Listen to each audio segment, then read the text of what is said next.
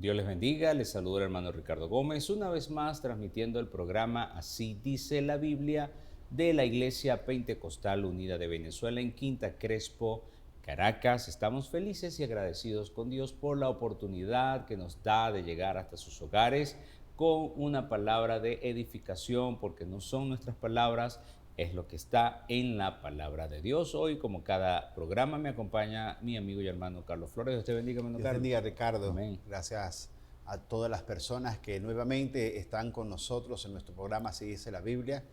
De verdad que cada día que estamos realizando este programa, pues vemos la mano de Dios en todo lo que estamos desarrollando para no solamente poder asentar bases de que Dios existe, la palabra de Dios es única y es verdadera. Y por eso, como decía el apóstol Pablo, siempre en defensa del Evangelio, y por eso este programa, Así dice la Biblia, quiere ser ese pilar fundamental para este avance en la obra del Señor. Amén, hermano Carlos. Y bueno, estamos nadando en aguas profundas, dice la gente, No, no, no. diciendo cosas que a veces la gente pues piensa que no tiene nada que ver la Biblia, ¿no? Estamos en medio de un estudio que habla sobre la Biblia y la política y las personas a veces dicen, ¿por qué esto? Y la semana pasada le invito, si usted no pudo ver el programa anterior, que pueda chequear allí en nuestras cuentas de Facebook y de YouTube de la iglesia está el programa. Allí usted puede ver de qué hablamos sobre las formas de gobierno según la Biblia y dimos una introducción muy importante. Quiero tocarla en un minuto nada más, explicando lo que dice la palabra de Dios, que todo lo que está, que toda la escritura es inspirada por Dios y que también en otra parte de la palabra vemos que esta palabra es cortante y más cortante que una espada de doble filo, que sirve, dice que penetra hasta partir el alma, las coyunturas, discierne los pensamientos, intenciones del corazón, y nos damos cuenta que todo lo que nosotros pensamos está en la Biblia, todo lo que nosotros vemos así pues en la actualidad está explicado y detallado en la palabra de Dios, porque todo tiene una razón de ser. Así que vivimos tiempos tumultuosos, el mundo entero está, dice la Biblia, bajo el poder del maligno y vemos pues que hay una convulsión de movimientos políticos y la iglesia no puede estar de brazos cruzados ajeno a esto. Hay muchas cosas que nosotros necesitamos entender. Así que bueno, y vamos a continuar con una parte muy importante, hermano Carlos. Cuéntenos de qué trata. Muy bueno, Ricardo, la semana pasada pues dimos inicio a este programa acerca de la Biblia y la política. Decíamos que es importante observar que cómo delimita la palabra de Dios acerca de este término sobre la política, ¿no? Y aseverábamos en un texto explicado bastante claro por el apóstol Pablo acerca de los deberes de todo cristiano, y uno de los deberes de todo cristiano es el deber político. ¿Y quién más como el apóstol Pablo, que tenía nacionalidad judía romana, que podía conocer de primera mano todo el ambiente político real que se estaba desarrollando en los momentos de iniciar la iglesia del Señor, ¿no?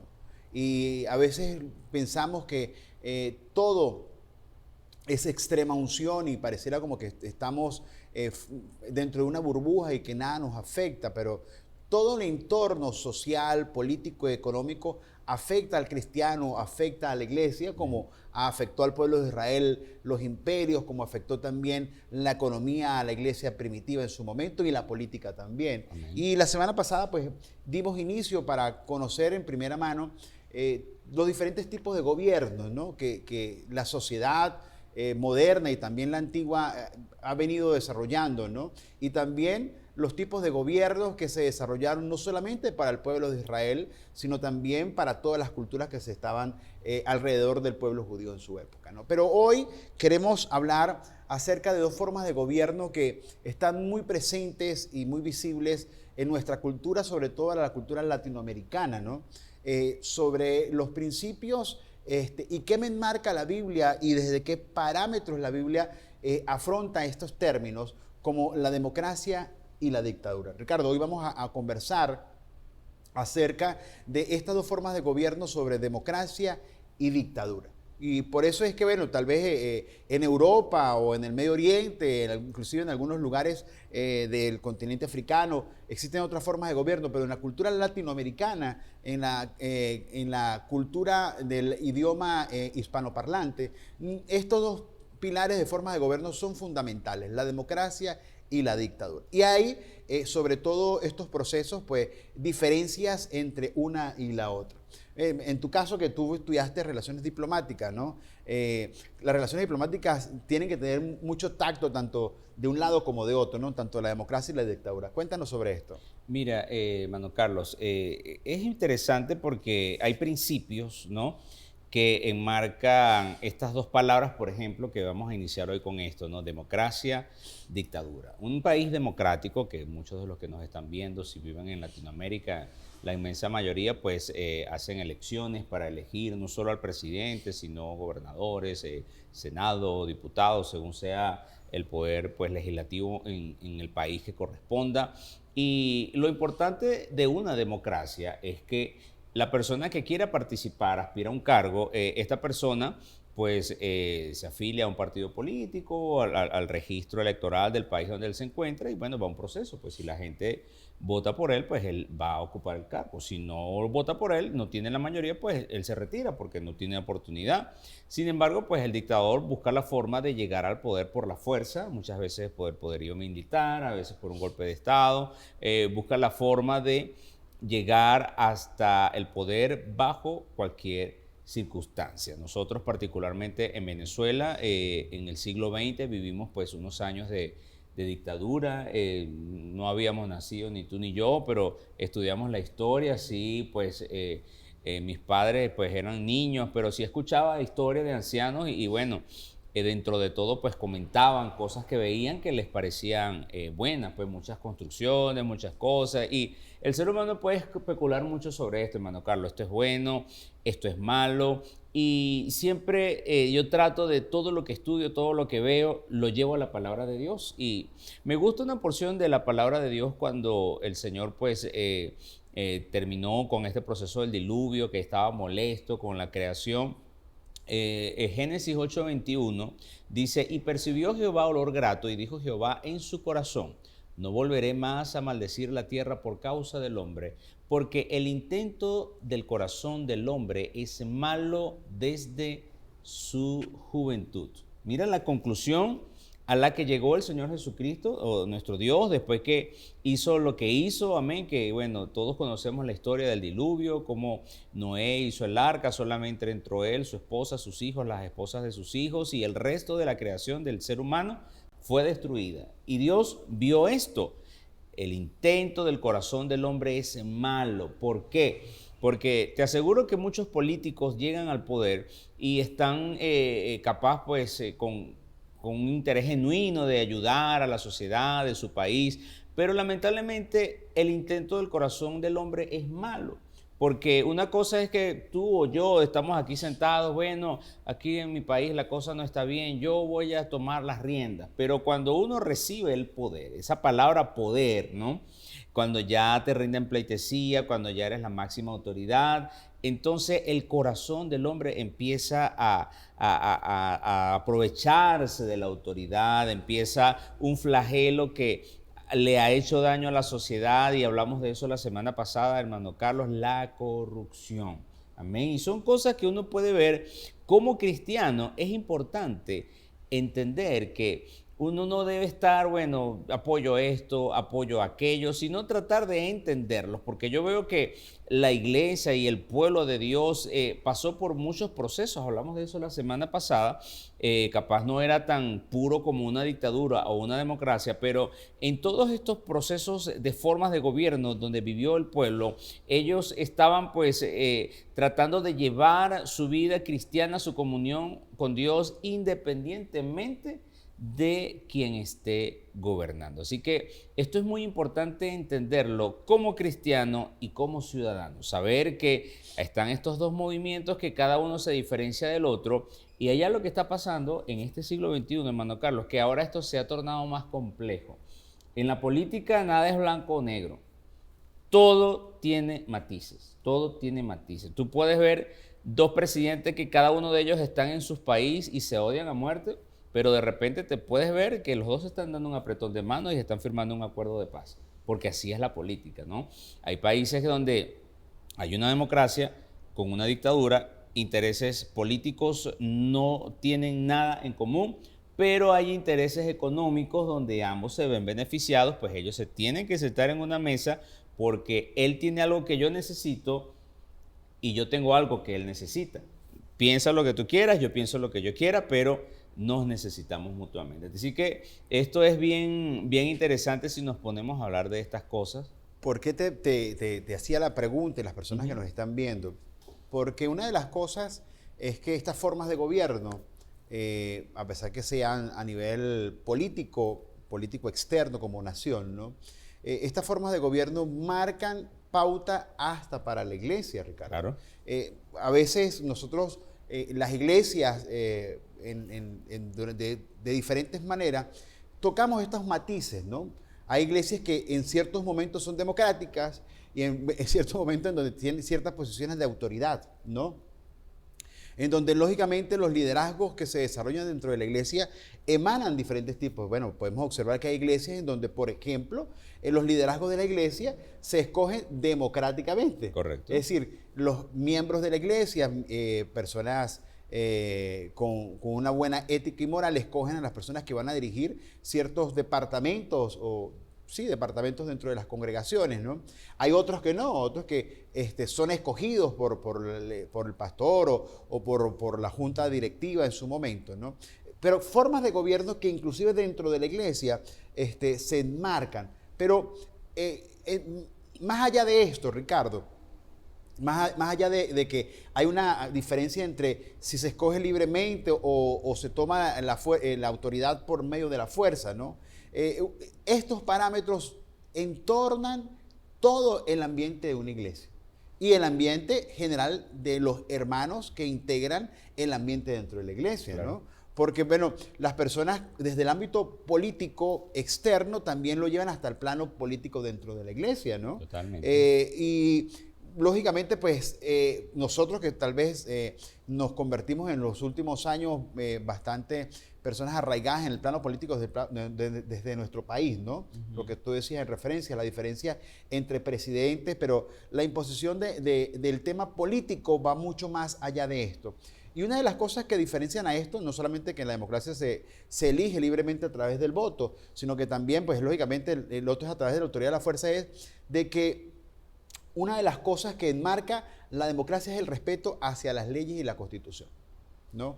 A veces de primera mano el respeto hacia las leyes y la Constitución va enmarcado primeramente porque tienen que cumplirse todas las leyes y automáticamente la Constitución, que es el órgano supremo, en este caso la ley suprema, debe cumplirse desde todos los parámetros, inclusive todas las constituciones, en este caso, de las iglesias que son instituciones sin fines de lucro, en el caso de la nuestra, el resto de iglesias pueden ser compañías anónimas, tienen que adaptar su proceso a la Constitución Nacional, el respeto a las leyes. Correcto. Hoy nosotros debemos entender de que, por ejemplo, el Evangelio del nombre de Jesús se ha expandido enormemente gracias a la democracia. Amén. Si la democracia no hubiera estado fundamentada en algunos países, escúcheme bien, realmente hubiera sido un poco difícil la expansión del Evangelio.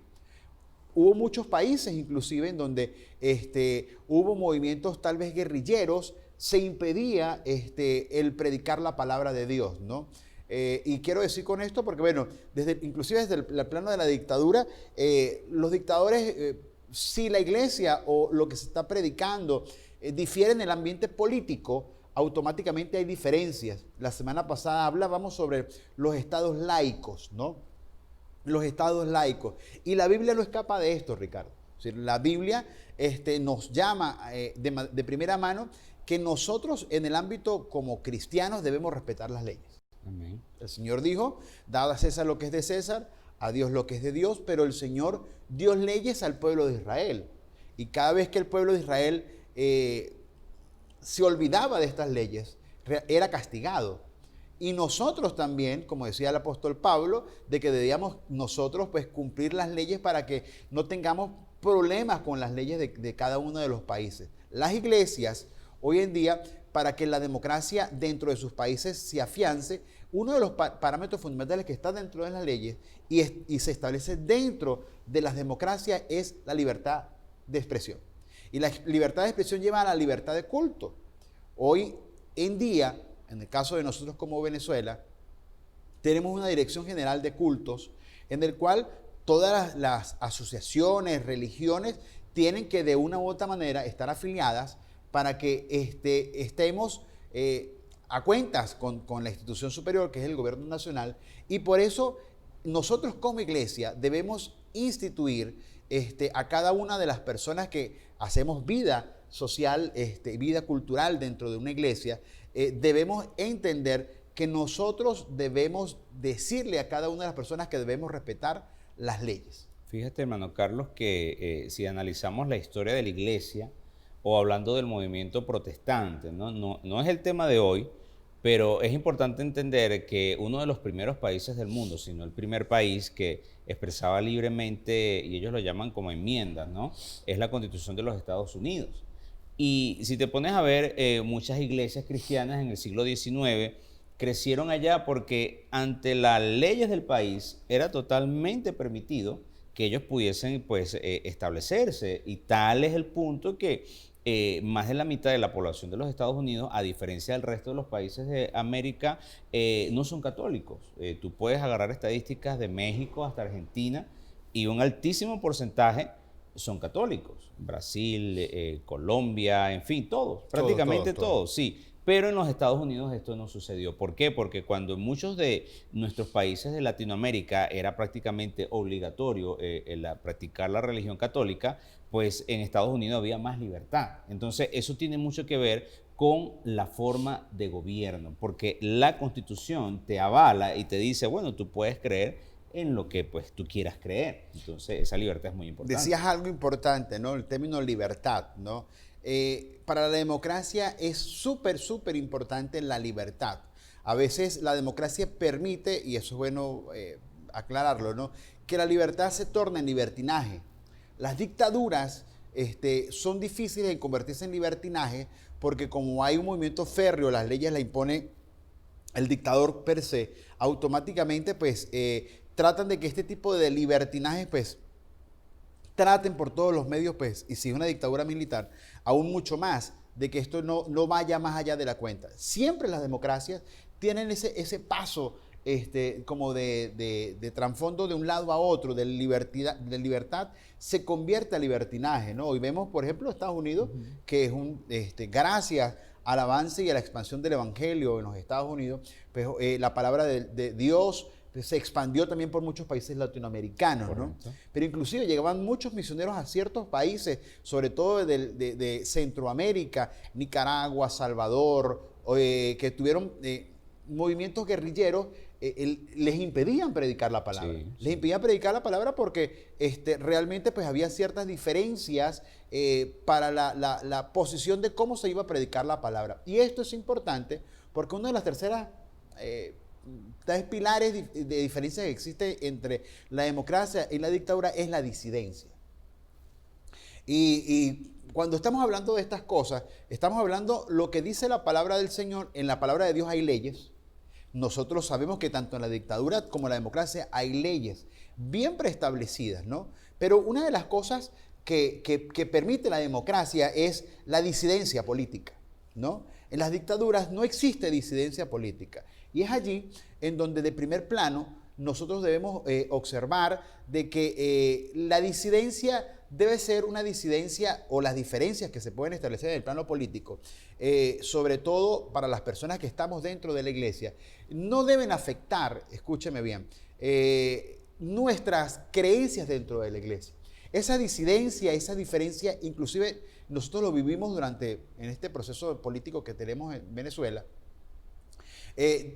iglesias hasta divididas de este plano.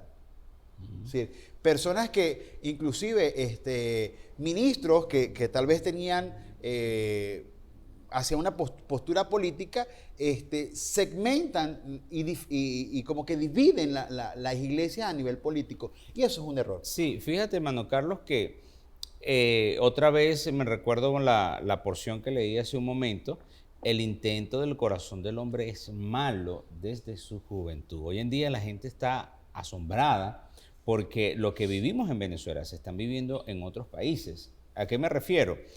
A la confrontación por temas políticos. ¿Por qué? Y la gente no se da cuenta de eso. Te hablo del siglo XX, pues en el caso de Venezuela habían dos partidos políticos que eran los predominantes y en una familia pues podían haber personas que eran de un bando o del otro bando tranquilamente. Ah, yo soy verde, tú eres blanco, no pasa nada, no pasa nada. Había un respeto. Pero ¿qué sucedió? Luego pues empezó a haber como un ensañamiento hacia el oponente, a decir es malo, es malo, es malo, es malo, es malo, es malo, que el que escuchaba ese mensaje pues lo repetía. Mi líder dice que tú eres malo, entonces tú eres malo. Y la gente no se da cuenta que eso va calándose en la mente, en el corazón de las personas. Y ahora me sorprende que en países como Estados Unidos y este tipo de países, esto también está pasando. O sea, esto no es que es solo porque Venezuela es un país que no es de primer mundo. No, no, no, no. El corazón del hombre siempre es malo. Antes, te digo, hermano Carlos, a mí me gustaba siempre ver los debates presidenciales desde joven, desde muchacho. Porque tú escuchabas los planes, ¿no? Mira, el país tiene una realidad, yo tengo un plan en lo económico, yo tengo un plan en lo político, tengo un plan en lo social, vamos a ayudar. Y uno escuchaba como que esas ideas, pero en los últimos años, en muchos países del mundo, los debates se centran en sacar los trapos al sol, como decimos en Venezuela, ¿no? Mira, yo te vi aquí, tú tienes una foto acá, tu hijo está acusado de corrupción, tu esposa esto, entonces, problemas morales, entonces es como una difamación mutua lo que se ve. Y otra vez ves decadencia en el corazón del hombre. Y por eso, mira, esto es algo que el Señor lo dijo en una ocasión, mira, cuando el Hijo del Hombre venga, hallará fe en la tierra. Y también decía que por haberse multiplicado la maldad, el amor de muchos se enfriará. O sea, ya el ser humano es más pragmático, ya es más, no creo en nada, no creo en nadie, tú eres malo y tú también. Y por eso vemos ese ciclo que yo comentaba el programa pasado, que bueno, a mí me gustaba la dictadura, pero ahora me gusta la democracia, y ahora con el pro de la democracia pues no me gusta, me devuelvo a donde estaba. Y hay una insatisfacción tremenda en el ser humano, y básicamente está pasando es por esto, mi hermano, porque el corazón del hombre pues está enfocado a ese daño que está haciendo. En base a esa posición, ¿no?, sobre el tema de la disidencia, ¿no? Siempre vamos a estar llevando esto al plano bíblico y al plano eclesiástico, ¿no? A veces dentro del plano eclesiástico, el ser disidente por alguna circunstancia, tener diferencias, hasta nos segmentan. Es decir, de hecho, dentro de los temas de liderazgo que se enmarca, debemos estar claros, lógicamente, quitarnos todos con cualquier tipo de complejo en nuestra mente, que la disidencia, inclusive hasta en la parte eclesiástica, es mala. Correcto. Pareciera como que todas las personas tuviéramos ese concepto como de dictador por dentro, ¿no?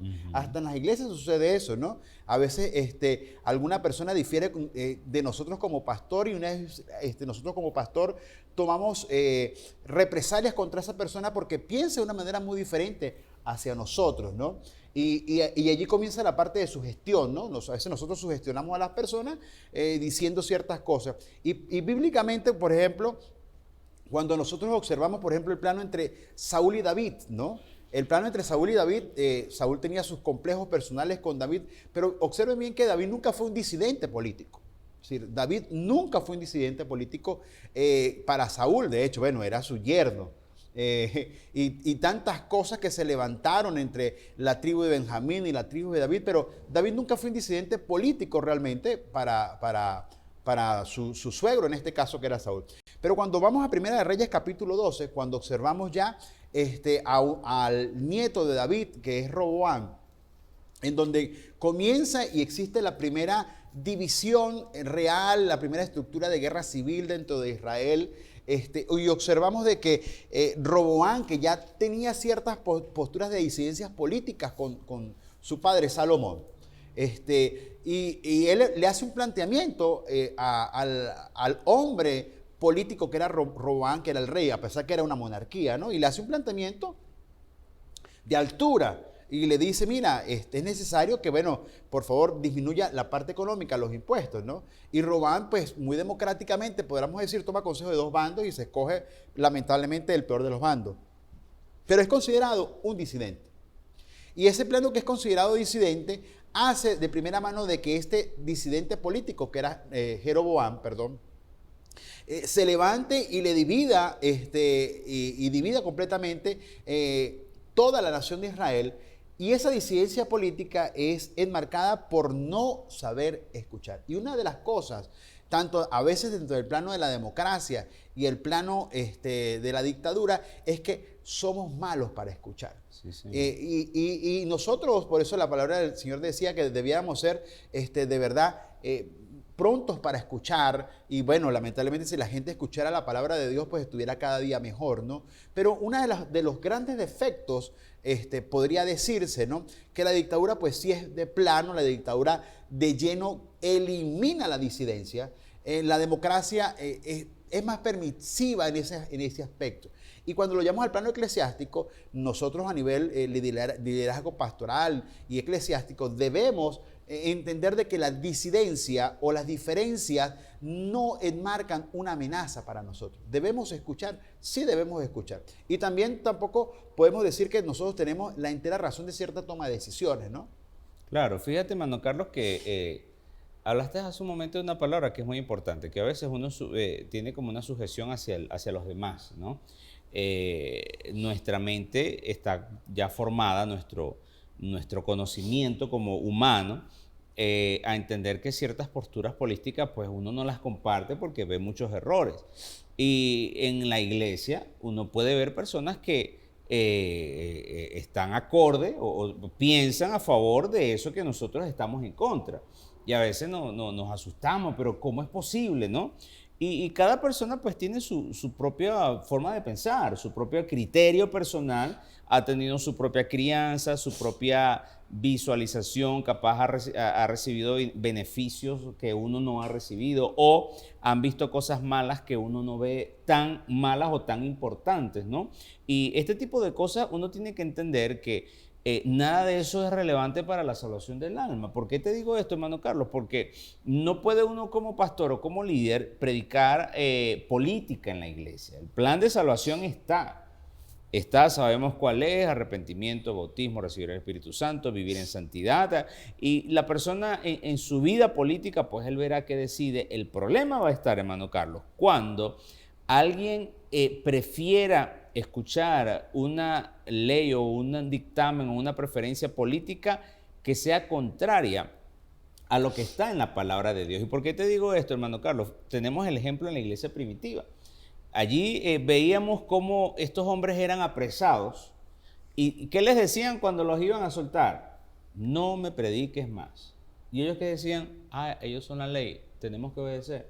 No, ellos decían, yo necesito obedecer a Dios, es necesario obedecer a Dios antes que los hombres. Pero no era algo hipócrita, no era ellos que decían sí y después hacían lo contrario. No, ellos le decían de frente. Y esto es importante entenderlo porque uno como cristiano debe tener su integridad, saber que uno va a predicar y va a entender, hermano, que esto es algo, yo creo que hasta profético, que nos puede más adelante, cada vez puede que sea menos fácil, por no decir más difícil, predicar el evangelio. Pero todos estos temas, hermano Carlos, están intrínsecamente relacionados. Una de las que explicaba Ricardo, es importante asimilarlo, ¿no? Las iglesias o los entornos eclesiásticos trabajan de una mejor manera desde ciertos ámbitos y lugares, ¿no? Por ejemplo, en Latinoamérica la mayoría de dictaduras que hubo en la década de los 50, 40 hasta las últimas en la década de los 70, la última fue Brasil, observamos de que el plano central estaba enmarcado con el catolicismo, ¿no? Ujú. Entonces, pues siempre como la dictadura estaba enmarcada con el catolicismo, a veces lo que era la otra postura o la otra parte de las iglesias protestantes, pues estaban sumidas a un segundo plano, ¿no? Las iglesias evangélicas o protestantes se ven en una mejor posición con la democracia. De eso debemos estar claros. Y bueno, como decías tú anteriormente, ¿no? Debido a la expansión del evangelio que motivó a muchos misioneros en los Estados Unidos a expandir la palabra de Dios, hoy vemos el fruto Claro. de eso que se está desarrollando. Y una de las cosas de la democracia es que los gobiernos de la democracia son temporales. Eso es, tienen un periodo de tiempo, ¿no? No son perpetuos, ¿no? Hoy hay democracias que son casi perpetuas, ¿no? Pero los gobiernos son temporales. En Venezuela, pues había, ¿cómo se llama? Había como una compatibilidad para ciertos partidos en donde cambiaban los partidos de turno en la parte de gobierno. En los Estados Unidos observamos que sucede mucho entre demócratas y republicanos. Nosotros durante mucho tiempo hubo entre dos partidos políticos comunes en Venezuela para aquella época. Ahorita el partido de gobierno pues tiene cierto periodo de tiempo, ¿no? En Colombia conservadores y liberales, diferentes maneras de cómo observar, pero la mayoría de gobiernos en la democracia son temporales. ¿Por qué? Porque, bueno, como hay elecciones, pues pueden escoger a grosso modo a cada una de sus personas o particularmente a las personas que están allí. Y no son perpetuos. Y eso es importante entenderlos, ¿no? Que no eran posiciones perpetuas para ese trabajo. Y cuando observamos esto, nosotros a veces hasta en la parte eclesiástica sucede, ¿no? Nosotros, aparte del nivel pastoral, la mayoría de miembros que participan dentro de las iglesias tienen liderazgos temporales, ¿no? Claro, claro, es así, hermano Carlos. Y fíjate que ahorita estabas mencionando algunos países, hay un caso recién interesante que es el de España, que el que está ahorita pues necesitó aliarse con alguien con que de repente aunque No debía. exactamente, sí, en algunas cosas sí, pero creo que eran más las diferencias que las similitudes y bueno, él dice, me toca para yo poder Sí. llegar, porque si unimos fuerza vamos a llegar los dos, entonces realmente pues se pierde la integridad de alguien y una opinión pues muy personal es que cada vez el partido político tiene más relevancia que el interés de una nación o incluso el personal de una persona para cuando está llegando a un cargo, hermano. Y hasta a veces lo miras y hay universos tan pequeños como una congregación. Cuando alguien quiere, por ejemplo, bueno, yo quiero participar en la directiva de jóvenes o de damas o de misiones o de lo que sea, ¿no? Entonces siempre hay como que, bueno, yo quiero llegar. ¿Qué tengo que hacer para yo llegar a ese lugar? Ah, yo sé que en mi iglesia hay elecciones, entonces yo voy a hablar con la gente que vota para que ellos voten por mí, pues, así de sencillo. Busco la forma, bueno, ¿qué hago? ¿Qué le digo? Mira, yo tengo un proyecto y va y se lo dice. Yo sé que si yo llego, y la persona que más se mueve es la que va a llegar, ¿no? Y como uno lo mira en algo tan pequeño, en una junta de vecinos, en una asociación de padres y representantes en una escuela, son como microuniversos de gobierno, por llamarlo de alguna forma, pero ya viéndolo en el plano de una nación, tú te das cuenta que todos estos factores son importantes y la gente a veces está como dormida en los laureles, las cosas pasan y ni siquiera se dan cuenta porque pasan. Un cristiano pues tiene que entender que estas cosas están pasando por alguna razón y tenemos que fijar una posición al respecto, hermano Carlos. Una de las diferencias, la última para pasar a otro tema acerca de entre la democracia y la dictadura, es la separación de poderes, ¿no? Claro. En la democracia debe estar presente la separación de poderes. Y en las dictaduras siempre todo es centralizado, es decir, todo lo maneja el poder ejecutivo y el poder ejecutivo pues da directrices al resto de poderes. Observemos, ¿no? Israel debía tener una separación de poderes, ¿no? Israel tenía profetas, Israel tenía sacerdotes, Israel tenía reyes, y cada uno de ellos, de lo que se trabajaba, debía ser totalmente independiente. Por supuesto que debían trabajar bajo una línea, la línea de Dios en este caso, ¿no? Pero cada uno tenía una línea al cual debía respetar. Y quiero que entendamos esto, ¿no? Y por eso es que cuando estamos hablando sobre la democracia y sobre la dictadura, a veces nosotros decimos, lógicamente, nosotros como, si me preguntaras a mí me gusta la democracia, indudablemente, no me gusta la dictadura, ¿no? Pero inclusive cuando estamos hablando de estos términos, porque siempre lo tenemos que hacer referencia hacia la parte eclesiástica, ¿no? Nosotros a nivel pastoral no podemos observar de que de una otra manera vamos a sentir miedo hacia las demás personas que están hacia nuestro alrededor, ¿no? Porque nos convertiríamos como personas que vamos a centralizar el poder. Tú te imaginas, y pensemos algo muy, muy diferente, poder ejecutivo en una monarquía, David, ¿sí? Veamos a un profeta que era delimitado tal vez como un juez que no era juez, Natán, por ejemplo, ¿no? Natán iba a decirle algo, pero iba a dar una sentencia, ¿no? El poder ejecutivo contra el poder judicial. Y lógicamente que el poder ejecutivo iba a estar por encima del poder, en este caso judicial, el poder de jueces. Ya teníamos una premisa. Saúl, con los sacerdotes que ayudaron a David, aquel que le dio le dio la espada de Goliat y le dio los panes de la proposición en su momento, debemos observar de que él mandó a asesinar a todos los sacerdotes. En este caso, el poder político, el ejecutivo, sobrepasó al poder sacerdotal, que es el religioso. Y en este caso, cuando David fue enfrentado por Natán, por la situación en la que estaba viviendo David, era un enfrentamiento del poder ejecutivo y el poder judicial. En este caso no era judicial porque no era, como dije anteriormente, no era un juez, pero era un profeta que dio una sentencia. Y ninguno de los dos se solapó. Saúl se solapó el poder ejecutivo sobre el poder sacerdotal y David no, David aceptó de primera mano, Ricardo. David aceptó la sentencia que se le venía. Porque fácilmente David pudo haber dicho, mira, a su sobrino, Joab, mira, necesito que me mates a Natán. Claro. Pero ahí uno observa en la palabra de Dios cómo el Señor sí habla sobre esa separación. El Señor le gusta, mientras haya ética y haya moral, haya esa separación de poderes, y al Señor no le gusta la centralización, porque pareciera como que uno de los poderes está por encima. No. El Señor, dentro de esos parámetros, habla muy claramente acerca de esa separación. También pasó en los tiempos de Jesús, Ricardo.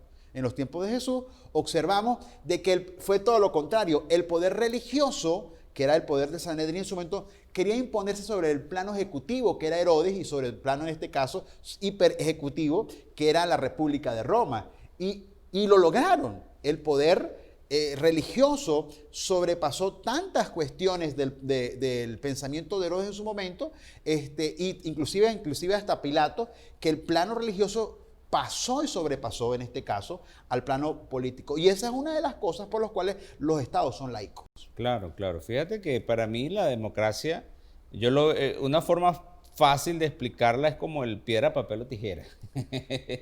Están los tres allí, uno nunca va a vencer a dos, sino que uno están allí con el otro, ¿no? Entonces, estos tres poderes pues necesitan tener ese equilibrio, es como una mesa de tres patas, y es muy, muy, muy importante tener ese cuidado de que ninguno sobrepase al otro. Y el ejemplo pues, que colocaste es perfecto en David, la diferencia entre David y Saúl, ¿no? Porque él pudo aceptar. Entonces, cuando uno mira sistemas democráticos, uno tiene que darse cuenta que, bueno, si el Senado o la Asamblea o lo que sea, mira, sabes que el presidente no, pues, o el Tribunal Supremo, la Corte Suprema, según sea el país. He visto países donde pues dictan sentencias y a veces son contrarias por lo mismo, ¿no? Y está pasando un fenómeno, hermano Carlos, ya cerrando el ciclo de la democracia-dictadura, que a veces hay democracias con tintes dictatoriales, ¿no? Que hay una apariencia democrática, hay elecciones, pero no son, y no me refiero, las personas que nos están viendo, esto no es algo que sea atípico hablar de Venezuela, no, esto pasa en muchos países y ha pasado en muchísimo tiempo atrás. Hay países que han llegado gobernantes con una idea clara de arreglar los problemas de su país. La gente se ha dado cuenta que es así, pero el movimiento opositor pues siempre trata de empañar el trabajo. Sabes que a veces uno mira países donde, por ejemplo, el presidente es blanco y el poder legislativo que aprueba leyes, que aprueba presupuestos, que tiene un papel fundamental en que el ejecutivo pueda hacer su trabajo, entonces es opositor. Entonces, él a veces le tranca todo al presidente, no porque las ideas del presidente o las funciones del presidente estén mal, sino porque simplemente me opongo a él, pues, y porque yo no quiero que él le vaya bien, sin importar lo que pase con el país, sin importar que el país pierda, por yo simplemente querer hacerle el daño. Entonces empiezan esos conflictos, ¿no? Y empieza ese toma y dame, y realmente esto no tiene mucho sentido. Así que nosotros, pues ya cerrando esta parte de democracia y dictadura, pues uno tiene que entender que muchas cosas van a estar pasando. Eso tú decías hace un momento, Mano Carlos, a mí me gusta la democracia, ¿no? Que no me gusta que me estén mandando. Y yo pensaba, yo pienso lo mismo, ¿no? Pero imagínate un modelo de dictadura donde quien llega al poder, porque es lo que uno oye en la calle, cuando uno dice, oye, ya estamos cansados de esto, aquí debería montarse alguien que tenga, decimos aquí en Venezuela, bueno, que se ponga los pantalones, que tome la autoridad. Y he escuchado cada vez más personas decir, no importa que sea en dictadura, ¿ves? Y son cosas que tú miras en redes sociales, que miras en Europa, que miras en Centroamérica, y son cosas que la gente pues está diciendo, ¿qué va a pasar, hermano Carlos? Mira, la política es una de las cosas más impredecibles que hay. Aquí no hay por lo menos tú que eres economista, tú sabes que los números no mienten. Tú haces un análisis y tú puedes predecir muchas cosas, no con el 100%, pero sí cercano. Ya tú sabes que, mira, este país con estas políticas, con estas decisiones, ese año les va a ir mal, van a haber inflación y hay inflación. O sea, no es un mago, sino analizar los números. Pero en la política sucede este tipo de cosas, que los gobiernos toman decisiones, el pueblo toma decisiones también que muchas veces uno no logra entender. Ahora, hermano Carlos, vamos a entrar en dos sistemas que yo creo que tienen más económico que político. Tú me dirás si estoy equivocado, pero estas dos contraposiciones son el capitalismo versus el comunismo. ¿Qué pasa con esto? ¿Son sistemas puros? ¿No son sistemas puros? ¿Cuál es la diferencia? ¿Qué es bueno? ¿Qué es malo? ¿Qué tienes tú que decir al respecto? Como tú decías, son sistemas, ¿no? Son sistemas, primero, son sistemas económicos, pero basados en sistemas de pensamiento, ¿no? Una forma de pensamiento del hombre, ¿no? Acerca de estos dos términos que hoy en día enmarcan la economía mundial. Capitalismo versus comunismo, capitalismo versus socialismo, que no es lo mismo. Pero, discúlpeme el tanto ismo que estamos repitiendo, ¿no? Pero son totalmente contrarios el uno del otro, ¿no? El capitalismo, pues, su base principal es la estructura dentro de lo que es la forma del capital. El capital es, en este caso, como forma de producción, es lo más importante para el capital, para el capitalismo, perdón. Para el comunismo, lo más importante es, en este caso, es la mano de obra. Entonces, por allí ya hay formas de pensamiento totalmente diferentes, porque en este caso el modo de producción, entendiendo para las personas que nos están escuchando, hay tres modos de producción, que es tierra, trabajo y capital. Entonces, lógicamente para el capitalismo lo más importante es el capital, mientras que para el comunismo lo más importante es, en este caso, el trabajo. Y por allí, lógicamente, pues la premisa comienza a enmarcarse de una manera totalmente diferente. Es cierto de que en este caso, pues el capitalismo va mucho de la mano con la democracia. La mayoría de democracias, su tendencia es a ser capitalista. ¿Por qué? Porque en el capitalismo existe la libertad de cosas fundamentales, por ejemplo, como la libertad de propiedad privada. Existe la libertad también para tú desarrollar cualquier tipo de empresas que sean legales y que vayan en desarrollo, en este caso, de la sociedad. Entonces, el capitalismo tiene algún tipo de estructura que permite trabajar muy de la mano juntamente con, en este caso, con la estructura de pensamiento del capitalismo. No quiere decir que, por ejemplo, no existan dentro del pensamiento comunista personas que trabajan como el ala de la parte económica capitalista. O sea, si observemos China, China es un país que es comunista, es dominada por el Partido Comunista de China, pero lo que ellos hacen es como un ambiente de capital. Es para que me lo puedan entender. Es como el Señor cuando le decía a las personas, mira, cuando escuchen a los fariseos, mira, escuchen lo que ellos dicen, pero, y cúmplanlo, pero no hagan lo que ellos hacen. Entonces, parece mentira, pero por ejemplo, en cuanto a China, ellos son comunistas en cuanto a forma de pensamiento, pero en el trabajo de la economía, en casi el 70% del trabajo de su economía, son capitalistas. Ahora bien, interesante lo que tú estás hablando, porque son términos que hoy en día, para que lo podamos visualizar de esa manera, causan como estupor en la gente, ¿no? Nosotros en Venezuela hay como un tipo de dualidad, ¿no? Uno es malo, el otro es bueno, ¿no? Y a veces, y es la parte que queremos conversar en el día de hoy, que muchas personas dicen, bueno, es que en la palabra de Dios el Señor rechaza el capitalismo y aprueba el comunismo a la parte social, o viceversa, ¿no? El Señor rechaza el socialismo y el Señor aprueba uno del otro. Primero vamos a aclarar ciertas cosas, ¿no? Nosotros como cristianos desde el ámbito económico dependemos plenamente de Dios. Amén. Eso primero vamos a estar claros. La economía de Dios ni es capitalista ni es comunista.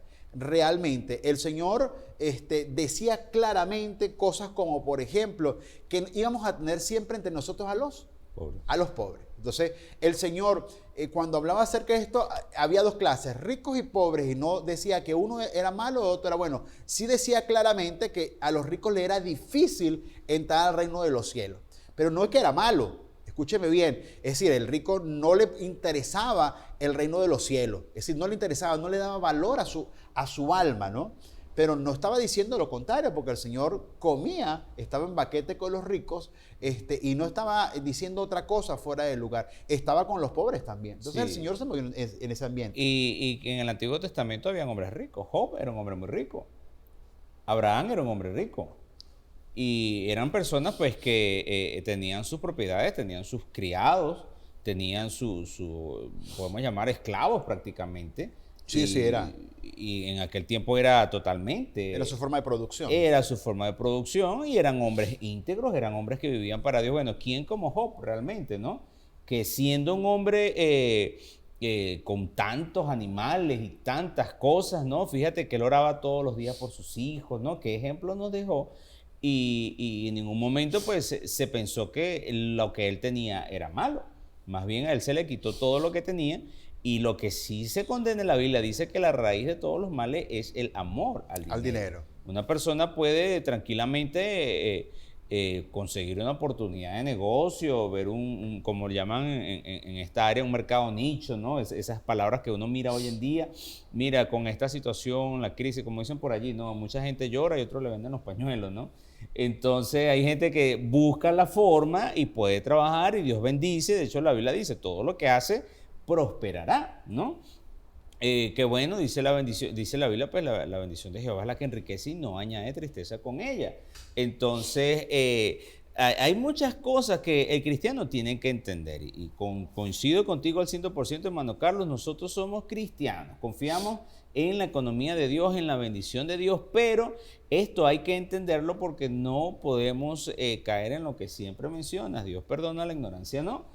Totalmente, esto no puede decir uno como cristiano, no, que Jesús era y ponerle una etiqueta de político, porque eso sería algo totalmente fuera de lugar, fuera de lugar. El Señor vino a predicar, amén, a dar las buenas, dice a los pobres, ¿no? Y bueno, dice, bienaventurados los pobres de espíritu, y la Biblia habla mucho, ¿no? De tanto con rico como con pobre. Incluso en la iglesia primitiva le daban comida a las viudas, pero habían personas importantes, ¿no?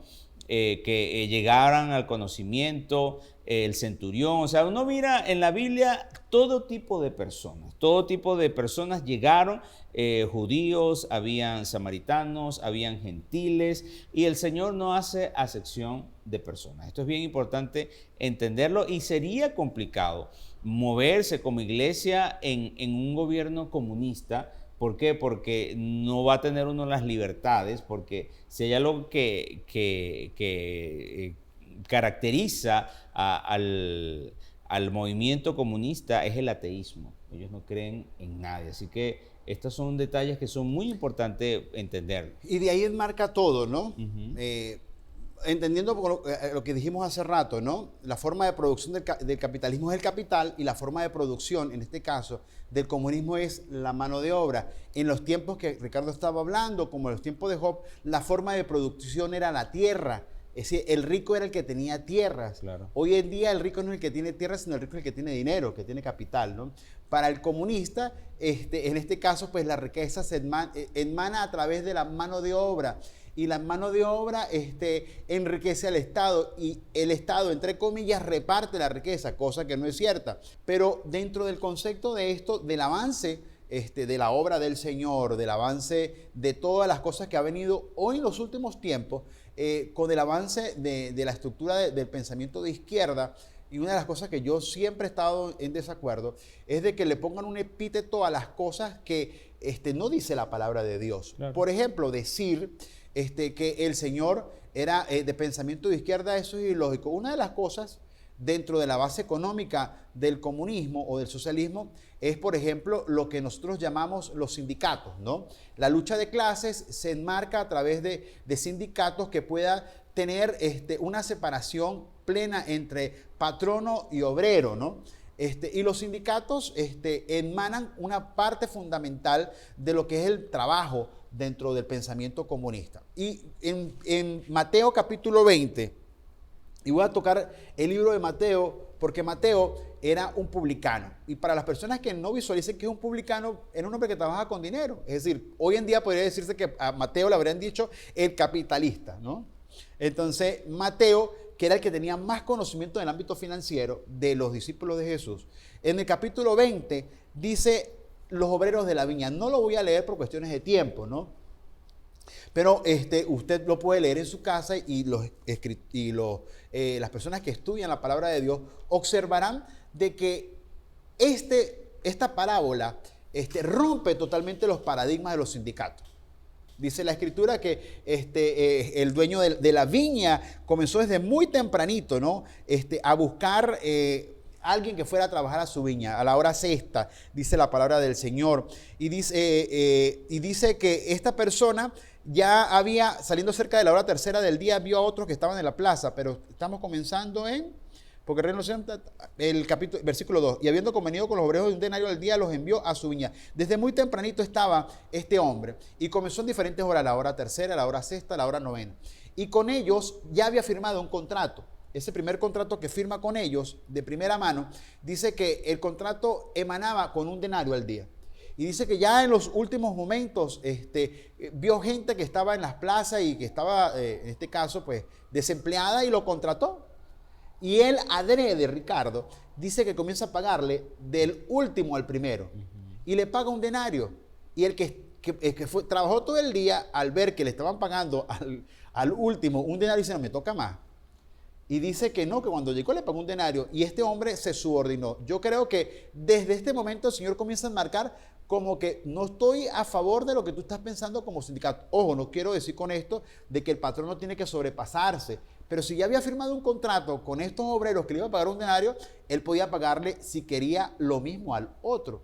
Entonces, desde primera mano observamos de que la lucha de clases entre los mismos obreros se cae por el suelo. Se cae por el suelo porque el Señor en ese momento le dice, mira, yo no te estoy haciendo ningún agravio. Yo quedé contigo que te iba a pagar un denario por el que me fueras a trabajar. Si yo quiero pagarle al último lo que a mí me plazca, ese es mi dinero.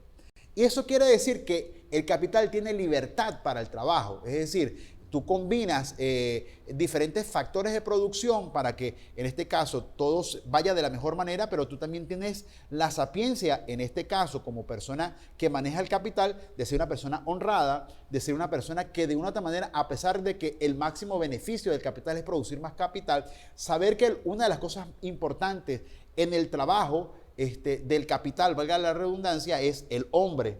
Y una de las cosas que el Señor hizo en esta parábola, darle a entender a muchas personas que es cierto, el dinero era como el segundo factor que iba a estar importante, que el hombre era primero, pero que el capital debía trabajar de la mejor manera.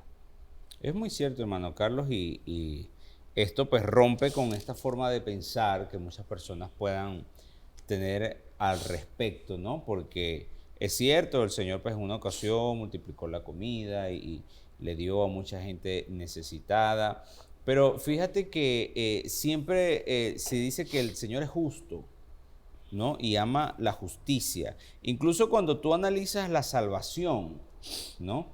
Y esta parábola pues tiene un mensaje referente a esto. Hay personas que han pasado toda una vida viviendo para Dios. Hay otros que llegan en el último momento de su vida, una semana antes de morir, y se bautizan y bueno, cumplen con todo el plan de salvación. Y hay otros pues que a pesar de haber pasado toda una vida completa en los caminos de Dios, pues en los últimos momentos de su vida pues abandonan. Y ya uno dice, bueno, ¿qué será la vida de ellos? Solo Dios lo sabe, porque Él es el dueño del cielo, pues, y Él verá. Pero es como un prototipo, porque de hecho la Biblia me habla mucho en las parábolas, el reino de los cielos es semejante a. En el cielo hay un reino, hay un orden, y pues hay un modelo que uno debe entender que debe seguirse. Entonces, esta forma que se llama, ¿no? Que comunista, que Jesús, que socialista, que tal, que esto está totalmente alejado de la realidad. Me gustaría que alguien comentara allí, si, allí en esta sección, ver de qué forma esto pues, se puede interpretar. ¿Me iba a decir algo, hermano? Sí, eso es importante lo que está diciendo Ricardo, ¿no? Nosotros en esta hora lo que queremos es aclarar lo que dice la palabra del Señor. Claro.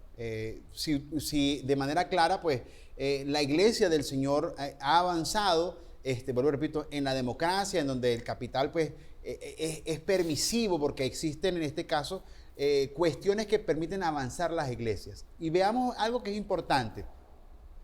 Uno de los pilares fundamentales del capitalismo es la propiedad privada.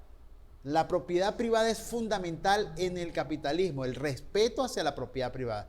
Imaginémonos que estamos en una sociedad comunista en donde, lógicamente, la propiedad privada es colectiva. Es decir, que todos los templos, por ejemplo, de nuestro país o de muchos lugares de Latinoamérica, pasan a ser a manos del Estado. Entonces, automáticamente ya quedamos supeditados por parte del Estado en cuanto a los templos, a las casas donde nos reunimos para predicar la palabra del Señor. Y una de las cosas que el Señor, por ejemplo, no está de acuerdo es, por ejemplo, hacia que el Señor respeta la propiedad privada. Usted escucha la palabra del Señor y el Señor era una persona que respetaba la propiedad privada. En Mateo capítulo 21, en el versículo 33 en adelante, hay una parábola que habla acerca de los labradores malvados, ¿no? Y en esta parábola enmarca cómo el Señor está en contra, por ejemplo, de la expropiación. Y que es un término que a veces en muchos de nuestros países pues, ha sido como latente, ¿no? Ha estado presente. Pero el Señor no está de acuerdo con este término, porque inclusive cuando usted ve la palabra de los labradores malvados, me dice de que había un padre de familia que tenía una viña, ¿no? Es decir, veámoslo desde este plano, era un terrateniente. Es decir, era un hombre que tenía una viña y en este caso, pues, alquiló a unos labradores para que trabajaran.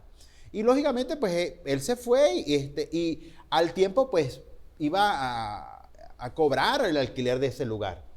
Observemos que estas personas, después que tenían tiempo trabajando, dijeron, no, mira, este tipo tiene muchas tierras, yo quiero que este tipo me dé a mí las tierras, que no le hace falta las tierras. Y dice que él envió a su hijo, es decir, envía a su hijo para que en este caso pues, le vaya a ver cómo estaban las tierras y a buscar lo que era el arrendamiento de la tierra. Pero estos hombres, me dice la palabra del Señor, en el versículo 38, más los labradores cuando vieron al hijo, dijeron entre sí, este es el heredero, venid, matémosle y apoderémonos de su heredad. Es decir, lo expropiaron, ¿no? No le voy a leer las consecuencias que pasaron posteriormente, ¿no? Pero una de las cosas que el Señor no le gusta es esto, Ricardo.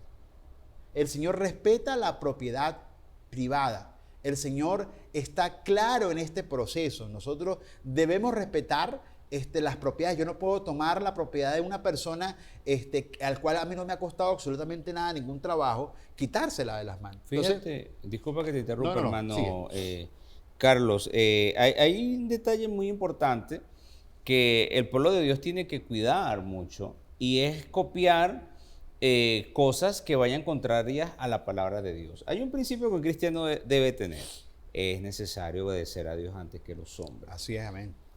¿Por qué te quiero decir esto? Porque de repente un gobierno puede crear leyes que sean contrarias a los mandatos que están en la palabra de Dios, a los deberes de uno como cristiano. Yo tengo que respetar, y este ejemplo que tú pusiste es muy importante. Si, por ejemplo, un gobierno legaliza este tipo de actividades y yo voy a ver un sitio por allí que me guste, bueno, yo quisiera esto, aunque yo sé que tiene dueño, eso será justo delante de la presencia de Dios, aunque el gobierno diga que está bien. O sea, si el gobierno dice que está bien, es suficiente para mí. Entonces, uno como cristiano tiene que reflexionar, porque a veces se toman decisiones muy apresuradas en base a que no, que sacaron una ley, que entonces se alegran muchas personas cuando no se dan cuenta que puede acarrearle condenación. Me voy a la palabra de Dios, recuerdo lo que sucedió en Primera de Reyes 21. Quiero leer una historia, voy a tratar de resumirla, la voy a leer muy rápido. Dice el versículo 1, leo en el nombre de Jesús: pasadas estas cosas aconteció que Nabot de Jezreel tenía allí una viña junto al palacio de Acab, rey de Samaria. Y Acab habló a Nabot diciendo: dame tu viña para un huerto de legumbres, porque está cercana a mi casa, y yo te daré por ella otra viña mejor que esta, o si mejor te pareciere, te pagaré su valor en dinero. Es decir, te la compro. ¿Qué le dijo Nabot? Guárdame, Jehová, de que yo te dé a ti la heredad de mis padres. Es decir, no te la vendo. ¿Qué dijo acá? No, me voy, está bien, no me la quieres vender, no pasa nada. Pero acá tenía una mujer, pues, que se las traía, ¿no? Esta Jezabel, pues, era tremenda, ya no se quedó de brazos cruzados. ¿Y qué pasa con este tipo de conducta que uno mira mucho en el comunismo? Está más dado al abuso, porque realmente cuando alguien toma y tiene un exceso desmedido de propiedades, realmente siempre se busca tener más de lo que se necesita, mi hermano.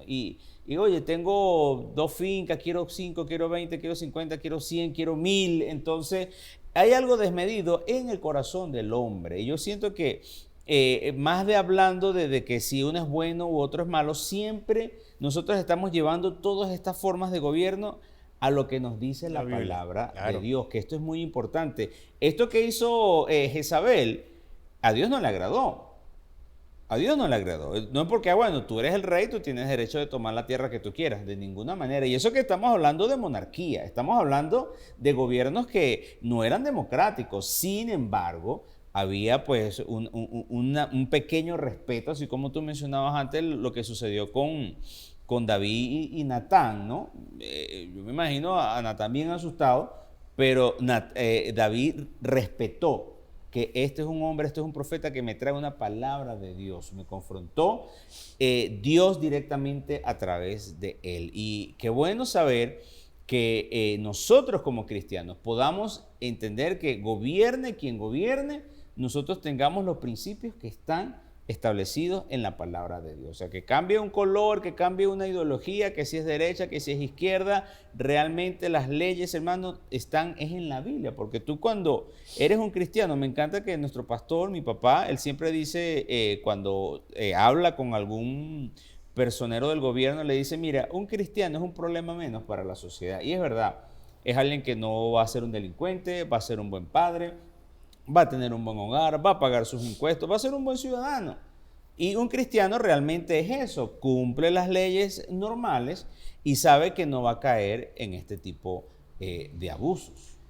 Bueno, el tiempo Wow. avanzó. Realmente, pues nosotros lo que sabemos y decimos es que hay que decir lo que dice la palabra de Dios y cumplir lo que dice la palabra de Dios. En Amén. grosso modo de conclusión, tanto el capitalismo como el comunismo deben cumplir lo que dice la palabra del Señor. No podemos decir de que si nosotros consideramos como hombres que el robar, algunas cosas son buenas para robar y otras cosas son malas para robar, el Señor dice que robar es malo. Así también como la avaricia, ¿no? Correcto. La avaricia también en la parte del capital es mala, el Señor dice que es malo, es malo. Fíjate que el Señor pues resumía los mandamientos como: amarás a tu Dios con todo tu corazón, sobre todas las cosas, y a tu prójimo como a ti mismo. Es decir, no voy a abusar de él, no voy a tomar lo que a él le pertenece, Entonces, este tipo de modelos de gobierno, pues